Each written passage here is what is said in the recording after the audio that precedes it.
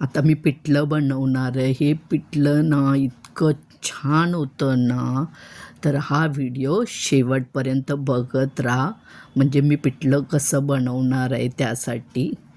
नमस्कार, मी शोभना गृहिणीज किचनमध्ये आपलं स्वागत आहे. इथे मी एक कांदा घेतलेला आहे. तो छानपैकी आपण बारीक चिरून घेणार आहोत. तुम्ही माझ्या चॅनलला फॉलो आणि सबस्क्राईब केलं नसेल तर करा आणि पुढे जे बेल आयकॉन दिसते त्यावर क्लिक करा. म्हणजे जेव्हा जेव्हा मी व्हिडिओ अपलोड करेन तेव्हा तेव्हा तुम्हाला नोटिफिकेशन मिळत जाईल.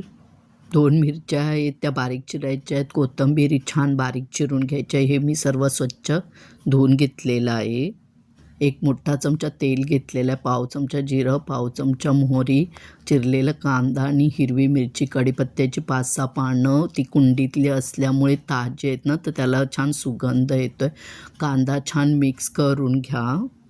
तुम्हाला रेसिपी आवडली तर लाईक करा, शेअर करा तुमच्या मित्रमैत्रिणी, नातेवाईकांना आणि त्यांनाही सांगा लाईक आणि शेअर करायला.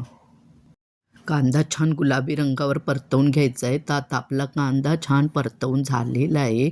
मी इथे पाव कप बेसन घेतलेलं आहे. ते छान चाळून घ्या. त्याच्यात अर्धा कप पाणी घालायचं आहे आणि ते मिक्सरच्या साहाय्याने मिक्स करा किंवा हातानेसुद्धा तुम्ही करू शकता. फक्त गुठळ्या राहिल्या नाही पाहिजेत. मिश्रण झाकून ठेवूया. फोडणीमध्ये चिमूटभर हिंग, पाव चमचा हळद घातलेली आहे. ती मिक्स करून घ्यायची आहे. 1 चमचा आलं लसूणची पेस्ट घ्यायची आहे आणि ती छान तेलावर परतवून घ्यायचं आहे.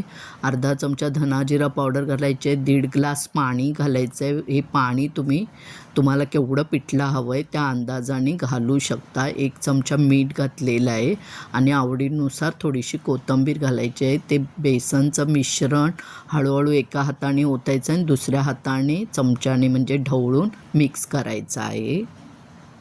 आता मिश्रणाला उकळी आलेली आहे. गॅस कमी करायचा आहे आणि झाकण लावून 5 मिनिट शिजवून घ्यायचं आहे. पण कंटिन्यू ठेवायचं नाही आहे. मध्ये झाकण काढायचं आहे. 2 मिनटानंतर परत छान ढवळून घ्यायचं आणि परत झाकण लावायचं आणि परत शिजवून घ्यायचं आहे. अशा प्रकारे 5 मिनिट शिजवायचं आहे म्हणजे पिठलं चवीला एकदम छान होतं. आता आपलं पिठलं तयार झालेलं आहे. मी याच्यामध्ये 1 चमचा तूप घातलेलं आहे. तर छान पिठल्याचा सुगंध दरवळतो आहे घरभर. तर हे आपण आता छान मिक्स करून घ्यायचं आहे. तर हे पिठलं तुम्ही भाकरी, भात, चपाती कशाबरोबरही खाऊ शकता.